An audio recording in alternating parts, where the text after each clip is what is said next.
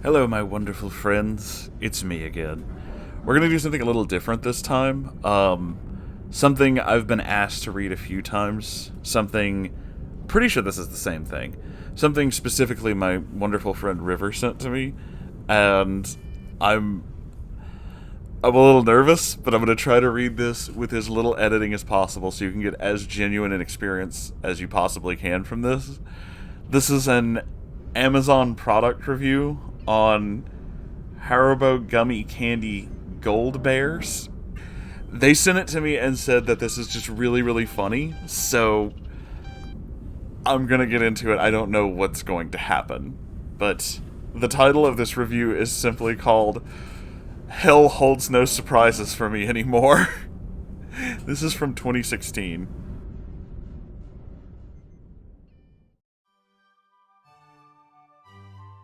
This is a cautionary tale, and unlike most of the other reviews on this product, this is a true story, and its authenticity can be qualified by a small news item that appeared in the Toronto Star's local news section during the month of April in 2013, much to my chagrin. Oh, I'd consider myself a prudent man. I'm not given to bouts of outspokenness or craving attention, and certainly not one to rock the boat. On any given day, I can be found reading a crime novel on a park bench in the middle of the city, soaking in the opulence of nature while nibbling on a tuna fish sandwich and fending off the voracious gulls and squirrels that threaten to spoil my repose. This is me, law-abiding and introspective, which is why it came as a shock to me to find myself incarcerated because of the devil's confectionery, Satan's sweetmeat, Lucifer's lozenges, the horror that is known as Haribo sugar-free gummy bears. What? I'll set the scene. It was late winter / early spring in Toronto, and the city had just been digging itself out from a late-season snowstorm. I was heading to Pearson International Airport from red-eye flight to Amsterdam in order to give the Dutch arm of our company some training in the new software that had just been installed. I'm deliberately being vague to prevent my place of work from being linked in any way to the incident that occurred. I just finished packing, checked the time, and found that I was running late. My flight was at 7:10 p.m. It was now almost 5 p.m. Cursing softly, I ran out to the car and threw my bags in the trunk, hitting the gas a little harder than usual in my haste to make it to the long-term parking lot as soon as possible. Luckily, traffic was light on the 401, and I made it to the airport in record time, but knew that my chances of making my flight were still at risk if I didn't use my time wisely. I hadn't eaten since lunch, and I was feeling a bit hungry, my stomach rumbling loudly in protest, which caused me to look around at the other travelers rushing past me in the busy terminal, mortified that my bodily noises might be heard by others. I briskly checked my watch and decided that I had enough time to grab a quick snack before going through the baggage check and the security, and would get something more substantial once I was checked through security. Spotted a vending machine nestled in the relatively low-traffic corner of the terminal and rushed over, already pulling out my credit card and mentally assessing what I had a craving for, so as to save time interacting with this machine. My eyes scanned through the colorful array of confection quickly, coming to rest in a tantalizing rainbow-colored bag of gummy bears with the simple white and red logo, Haribo, emblazoned across the bag in what appeared to be a slightly tweaked Helvetica rounded font. Why is this so specific?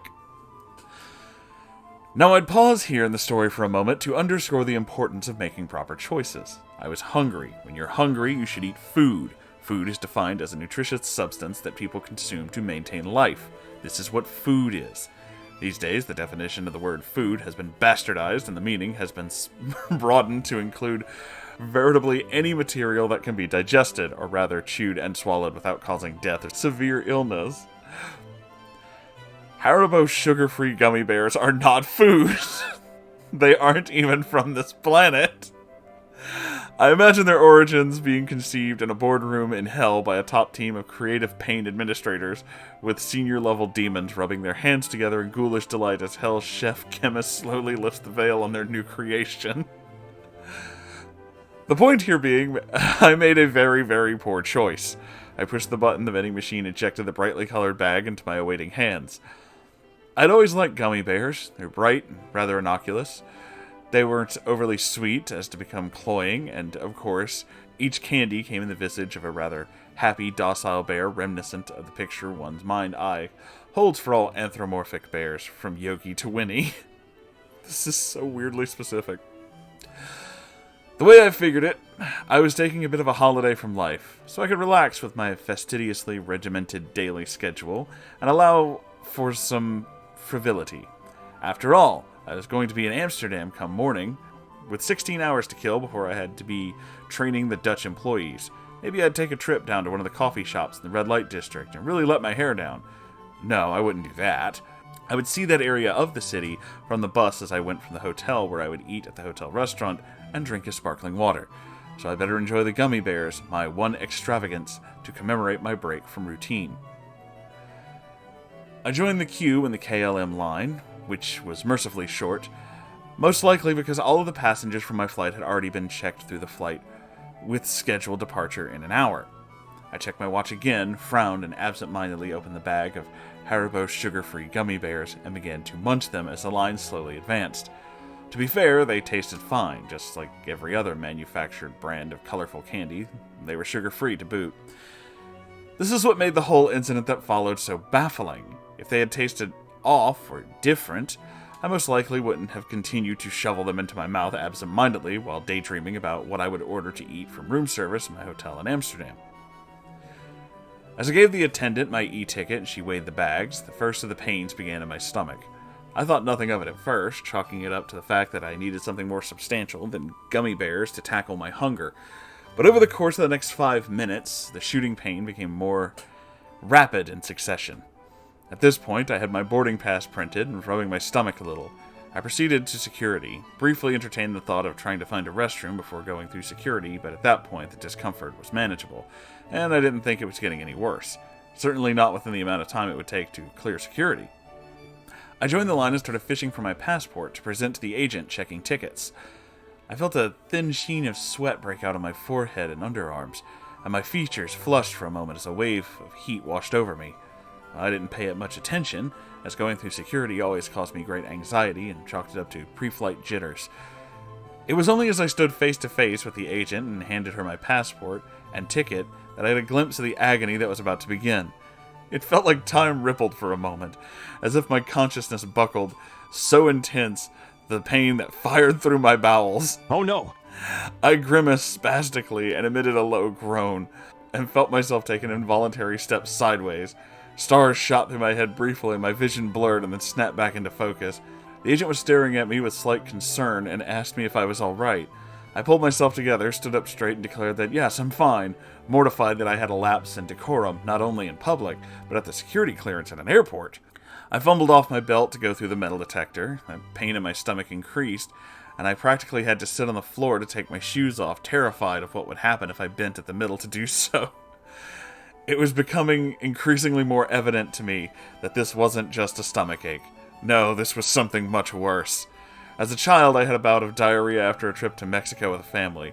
I remember the feeling of nausea that swept through my body before my child self had surrendered to the gas pains and parked myself in the toilet for an hour, shitting until I felt like I didn't have any bones left. And that's how I was feeling now, with several key differences. The pain was worse. The sense of an impending bowel movement was so formidable that it gave me temporary amnesia. And it took all of my willpower, all of it, to clench my butt cheeks together to prevent my sphincter from exploding. What the actual fuck? A sudden shock of pain racked my body, and I half wondered if I was going to give birth to a Tasmanian devil. The crazy fever-induced image of said cartoon animal chasing Bugs Bunny through the splashy volcanic shit kettle that was my stomach caused me to elicit a short mechanical bark of laughter as I approached the metal detector. A wild, distant look in my eyes, sweat now beginning to pour off of me like a long-distance runner in Kenya. The security agent on the other side of the detector shot a quick glance over to her coworker, who narrowed his eyes and made a subtle movement towards his holster. My breathing became uneven as I entered the metal detector, and I realized, with alarm, that I had taken off my socks without even registering it, and one of my shirt tails was untucked in the front. I held my breath, eyes bulging dangerously from my head as the machine scanned me.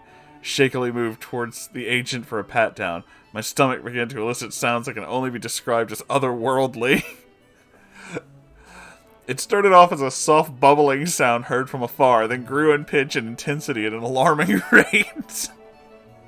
My jaw dropped in shock, as I can only describe the sound of an agonized wailing alley cat in heat, with persistent Doppler effect added to its voice, emitted from some nether region of my intestines. What the fuck?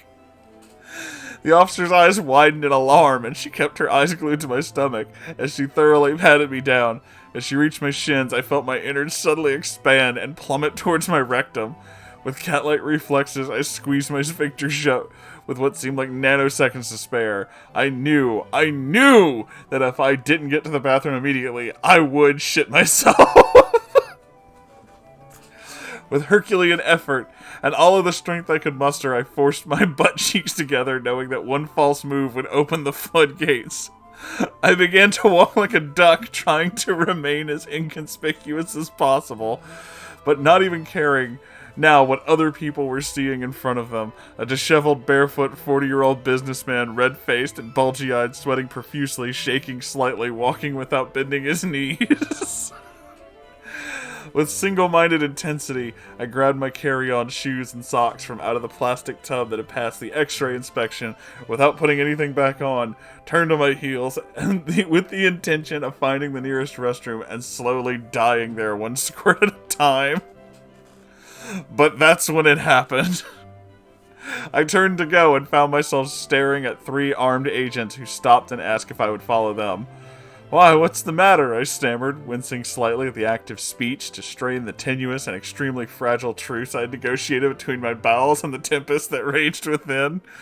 "I have to go to the bathroom right now," I pleaded. "Just follow us, please," they said, leaving no room for argument. The other travelers, clearing the security check, stared with curiosity and revulsion at the spectacle unfolding before them, whispering amongst themselves and hurrying to pack their belongings and get far away from me as possible, no doubt assuming that the airport had nabbed some sort of domestic terrorist. If I hadn't been so feverishly trying to hold back the eruption of Mount Vesuvius, I likely would have died of shame. With each step I took towards the room that they ushered me into, I felt that my legs would give way. I marveled at how strong the human will could be, marveled at what was essentially patching a hole in the Hoover Dam with bubblegum could actually be sustained indefinitely. Maybe I would make it through this ordeal after all. The room they brought me into was an examination room. I pretty much stopped registering details of my environment and my consciousness closed off all but the absolutely necessary functions. Breathing, ability to walk. But I snapped back to reality when I heard the snap of rubber. The slow dawning realization poked through my agony and stoic resolve as I turned to face an agent drawing on rubber gloves. "Sir, we're going to perform a cavity search on you." "Oh no!" "Oh no!" A young, fresh-faced agent stated in a firm but emotionless voice. His short-cropped blonde hair was immaculate, and for a crazy moment I wondered if he was an actor and this was all some sort of elaborate practical joke done to amuse bored kids watching YouTube. He must have taken my tortured silence for resistance because he looked at me sharply and said, "Lower your pants and underwear, please," and faced the desk. Panic started to grip me in its icy grasp, and the sudden adrenaline threatened to destroy my sphincter's bulwark and rend my anus in two. I inhaled sharply with a pain gas and doubled my efforts to clench my cheeks together. "Sir, please," I begged, deferring to this kid in an act of desperation. "I have to go to the bathroom.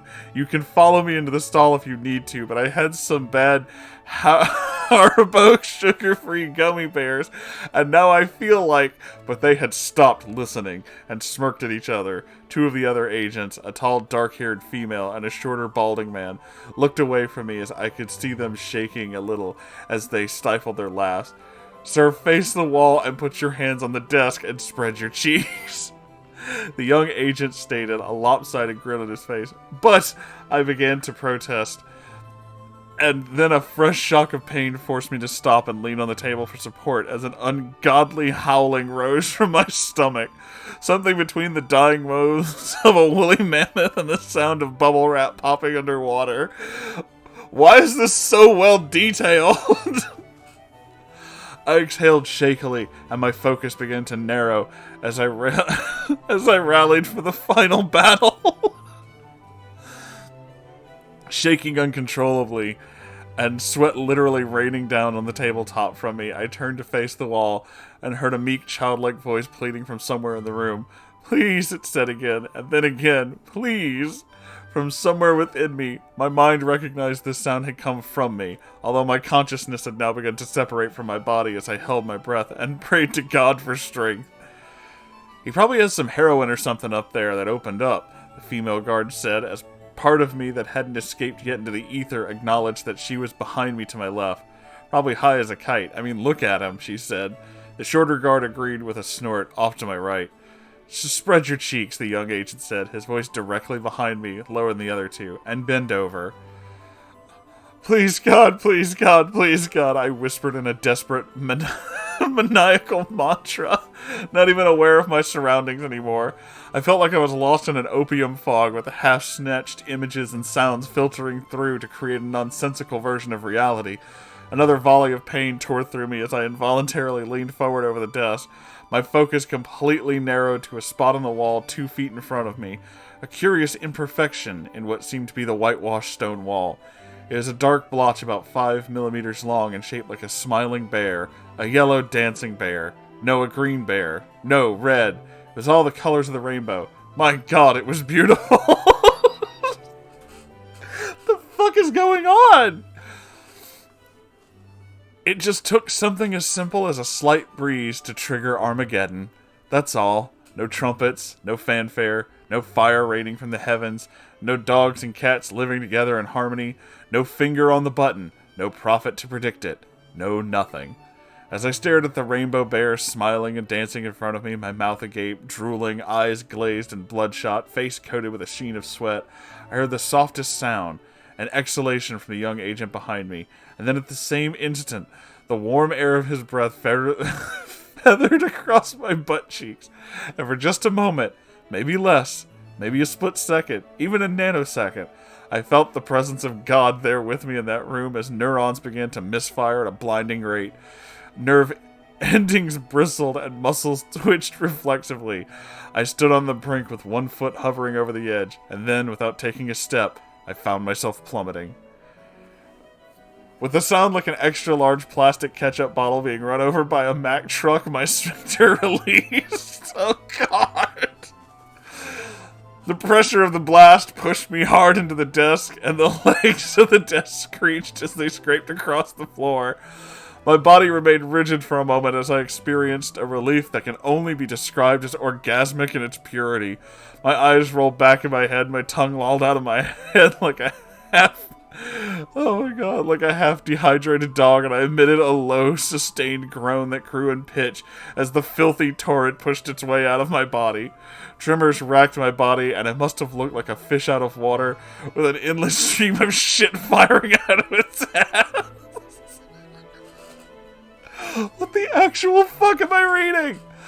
Other sounds and sensations started to filter in now as my consciousness began to materialize once more. The muffled scream of a dungeon filled with prisoners near death radiated from my stomach.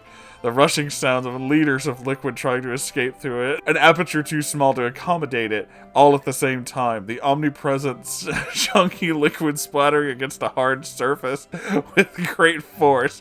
The high-pitched screaming of a woman voice calling out to God. Another voice sobbing uncontrollably, imploring it to make it stop, and my own ecstatic monotone wail. When my ordeal eventually ran its course, I was left panting for breath and wobbly-legged, half crying, half laughing with relief, barely lucid and feeling as if I'd birthed an elephant. My colon felt like someone had poured chili sauce all over it, and then sent it into a colony of fire ants to eat it. Through my sobs, I heard the sounds of dripping, like when the sprinklers are eventually turned off after an office fire. Or after a thunderstorm, when the willow that overhangs a pond continues to rain down long after the sky has stopped. From behind me, the sobbing continued as I heard someone try to speak into a walkie-talkie, but nonsensical words were all the man could speak, which sounded like the ravings of a lunatic. With great relief, I slowly pulled myself from the table, legs trembling, stomach eliciting one last sound. A loud, prolonged gas bubbling that eerily resembled a pig orgasm. What? I slowly turned my head to survey the devastation, and in that instant, if I had a pencil or some other sharp object, I probably would have gouged my eyes out in revulsion. And the smell. The smell was enough to drive a man insane. It was the stench of rotting potatoes mixed with sulfur and ammonia, cooked in a broth of chicken feces and left to age for 2 weeks in a yeasty stew at the bottom of a French outhouse. After a whiff of this ghoulish brine, I immediately stopped breathing through my nose, but the taste would remain in the back of my throat for months to come. The young agent had taken the brunt of the foul witch's brew, and at first I couldn't process what I was seeing.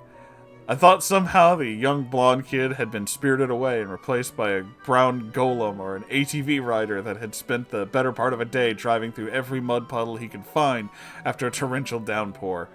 With some degree of compartmentalization, I came to understand that for some unfathomable reason, this kid had not moved, or had not been able to move, through the entire fecal deluge. Oh God! He had weathered the entire assault head-on, like some sort of hero from Greek mythology. I had given this poor schmuck a one-man shit bukkake. That would make a Brazilian pornographer retch with disgust. And he was still in the same position. He must have been from the moment of first impact. I tried to comprehend how he must be feeling, what he must be going through psychologically, but it became evident very quickly that he had become very broken, no doubt forced so deeply within himself. Oh my God. Once the fire hose had been turned on, there was little to no hope of him ever coming back from it. Certainly not without extensive psychotherapy or a lobotomy. I looked beyond his quivering, catatonic, crouched form to see a perfect outline of him cut in the white wall behind him on either side, filled in with a dripping, opaque layer of alternately pulpy and runny fecal stew. Dear Lord! I noticed 2 quivering masses at either extremes of the room and realized they were humanoid form, although the caterwauling that was coming from these broken creatures was just blubbering gibberish. And this was the tableau that burnt into my mind's eye for eternity. Needless to say, I missed my flight. In fact, the next week is a blur. I have vague recollections of an army of hazmat-clad figures looming through the brown landscape in this soiled room, the slopping sounds of rubber boots squelching in puddles of fetid detritus, uncontrollable wailing and animal-like sounds issuing from the mouths of creatures that hadn't been traumatized beyond their capacity for being put back together. The complete loss of sensation from my waist down as I was rolled through the room in a waterproof gurney, its wheels struggling to surf on top of the shit-soaked floor. I spent a week or so in the hospital, enclosed in a well-ventilated but sealed room, with a suited doctor coming in every hour on the hour to monitor my vital signs as they tried to rehydrate my body. I had apparently expelled every available drop of water from my body that was possible to sustain life without for a short period of time. All of my clothes were incinerated in the hospital's crematorium, and the soiled bag of Haribo sugar-free gummy bears was never recovered. This is my story. It's inconceivable to think that this kind of product can be sold legally and misrepresented as food. I was lucky. I survived. But as for the families of the survivors, and the survivors themselves, they will forever live with the trauma of the events that took place at the Pearson International Airport that snowy day in April of 2013. 19,487 people found this report helpful.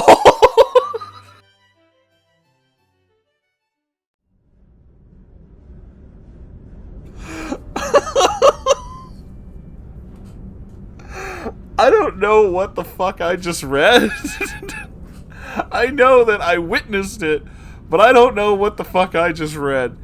This... Oh god, River, you always find the weirdest shit. This is amazing. This was just... There's... I don't know, there's no way this could be possibly real, but I mean, like... What the actual fuck? The most amazing part about this is not, like, a post on some forum. This is an actual review on Amazon. You can look it up if you, for some reason, would want to read this yourself. It's on there. And I did. This is just amazing. So, I guess that's the end of this video.